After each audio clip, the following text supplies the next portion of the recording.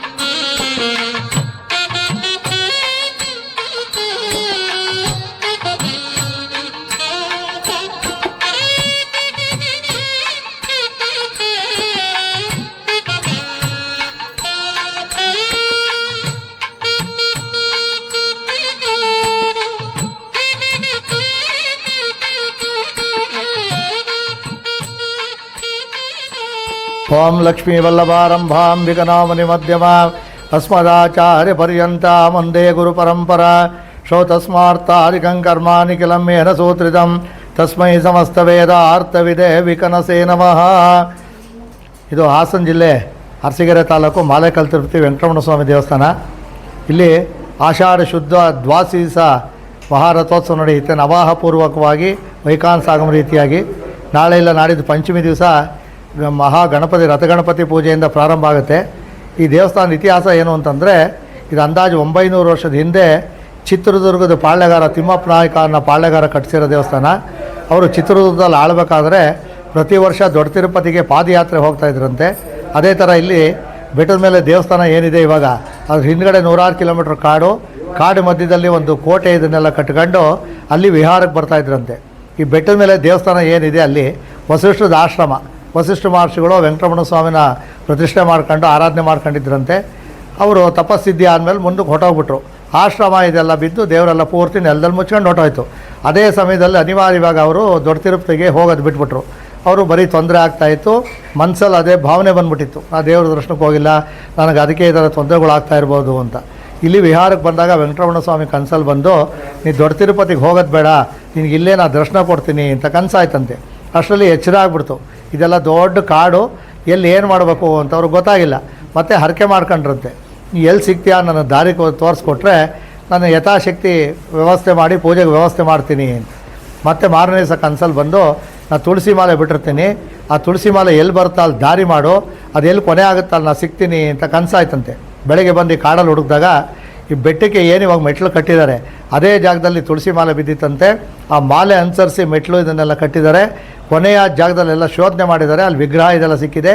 ಅದಕ್ಕೆ ದೇವಸ್ಥಾನ ಇದನ್ನೆಲ್ಲ ಕಟ್ಟಿ ಜೀರ್ಣೋದ್ಧಾರ ಮಾಡಿದ್ದಾರೆ. ಅದಕ್ಕೆ ಇವ್ರಿಗೆ ಮಾಲೇಕಲ್ ತಿರುಪತಿ ಅಂತ ಹೆಸರು ಬಂದಿದೆ. ಇಲ್ಲಿ ಮಲಗಿರೋದು ಗೋವಿಂದರಾಜ ಸ್ವಾಮಿ ಕೆಳಗಡೆ ದೇವಸ್ಥಾನದಲ್ಲಿ. ಇದು ಅರಸೀಕೆರೆ ಪಕ್ಕ ಒಂದು ತಿಮ್ಮಪ್ಪ ನಾಯಕನ ಕೆರೆ ಅಂತ ಒಂದು ಕೆರೆ ಇದೆ. ಆ ಕೆರೆ ಏರಿ ಕಟ್ಟಕ್ಕೆ ಫೌಂಡೇಶನ್ ತೆಗೆದಾಗ ನೆಲದೊಳಗಡೆ ಸಿಕ್ಕಿದ್ದಂತೆ ವಿಗ್ರಹದು ಪೂರ್ತಿ ಸಾಲಿಗ್ರಾಮ ಶಿಲೆದು. ಆಷಾಢ ಶುದ್ಧ ದ್ವಾದಶಿ ದಿವಸ ಇಲ್ಲಿ ವಸಿಷ್ಠ ತಪಸ್ಸಿದ್ದೆ. ಆದ್ದರಿಂದ ಆಷಾಢ ಶುದ್ಧ ದ್ವಾದಶಿ ದಿವಸ ವಿಶೇಷವಾಗಿ ಮಹಾರಥೋತ್ಸವ 19ನೇ ತಾರೀಕಿಂದ ರಥೋತ್ಸವ ಪ್ರಾರಂಭ ಆಗುತ್ತೆ. 19ನೇ ತಾರೀಕು ಅಂಕುರಾರ್ಪಣ ಮಹಾಗಣಪತಿ ಪೂಜೆ ಇದೆಲ್ಲ ನಡೆಯುತ್ತೆ. 20ನೇ ತಾರೀಕು ಧ್ವಜಾರೋಹಣ.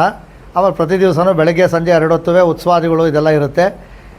ದ್ವಾದಶಿ ಆಷಾಢ ಶುದ್ಧ ದ್ವಾದಶಿ ಅಂದರೆ 26ನೇ ತಾರೀಕು ಭಾನುವಾರ ಮಹಾರಥೋತ್ಸವ, ಬೆಳಗ್ಗೆ ಯಾತ್ರಾದಾನೋತ್ಸವ, ಕೃಷ್ಣಗಂಧೋತ್ಸವ, ಆಮೇಲೆ ಸೂರ್ಯಮಂಡಲೋತ್ಸವ ಆಗಿ ರಥದ ಮೇಲಕ್ಕೆ ಸ್ವಾಮಿ ದಯಮಾಡಿಸ್ತಾರೆ. ಸುಮಾರು ಒಂದು 12 ಗಂಟೆ ಅಷ್ಟೊತ್ತಿಗೆ 12:30ವರೆಗೆ ರಥಾರೋಹಣ ಆಗುತ್ತೆ. ಸಾವಿರಾರು ಜನ ಭಕ್ತಾದಿಗಳು ಬಂದು ದರ್ಶನ ಮಾಡ್ತಾರೆ.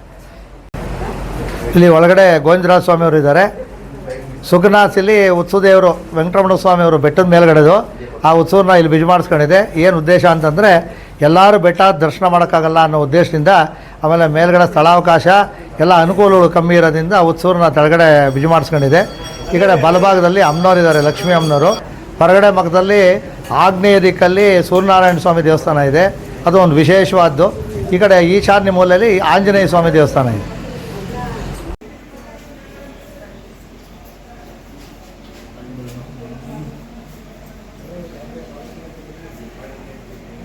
ಎಲ್ಲರಿಗೂ ನಮಸ್ಕಾರ.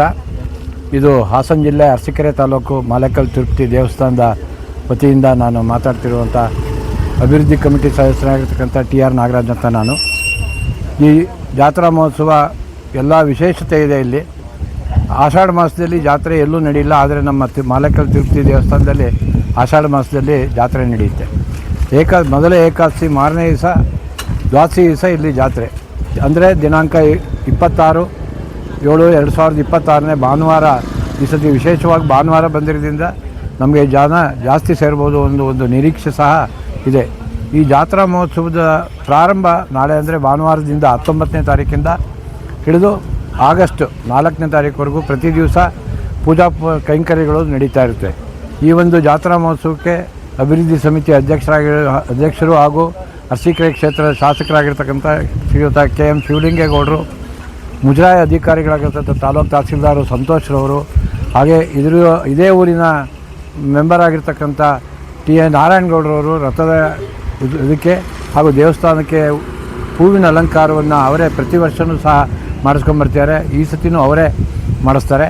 ಈ ಎಲ್ಲ ಸಹಕಾರವನ್ನು ಅಭಿವೃದ್ಧಿ ಪ್ರಾಧಿಕಾರದ ಅಧ್ಯಕ್ಷರಾಗಿರ್ತಕ್ಕಂಥ ಅರುಣ್ ಕುಮಾರ್ ಅವರು, ಇಡೀ ಗ್ರಾಮಸ್ಥರುಗಳು ಹಾಗೂ ಊರಿನ ಇನ್ನೂ ಅನೇಕ ಪ್ರಮುಖರುಗಳು ಸಹ ನಮಗೆ ಈ ಸಹಕಾರ ಕೊಟ್ಟು ಇಲ್ಲಿ ಈ ಜಾತ್ರಾ ಮಹೋತ್ಸವಕ್ಕೆ ಸುಮಾರು 1 ಲಕ್ಷ ಜನಗಳು ಸೇರುವಂಥ ಒಂದು ನಿರೀಕ್ಷೆ ಇದೆ. ಇದಕ್ಕೆ ವ್ಯವಸ್ಥೆಯಾಗಿ ಬಸ್ಸಿನ ವ್ಯವಸ್ಥೆ ಆಗಲಿ, ನೀರಿನ ವ್ಯವಸ್ಥೆ ಆಗಲಿ, ಮತ್ತು ವಿದ್ಯುತ್ ಅಲಂಕಾರದ ವ್ಯವಸ್ಥೆ ಆಗಲಿ, ಹಾಗೂ ಬಂದು ಹೋಗ್ತಕ್ಕಂಥ ಉಳ್ಕೊಳ್ಳತಕ್ಕಂಥ ಯಾತ್ರಾ ನಿವಾಸ ಸಹ ಎಲ್ಲ ಸಜ್ಜಾಗಿರುತ್ತೆ.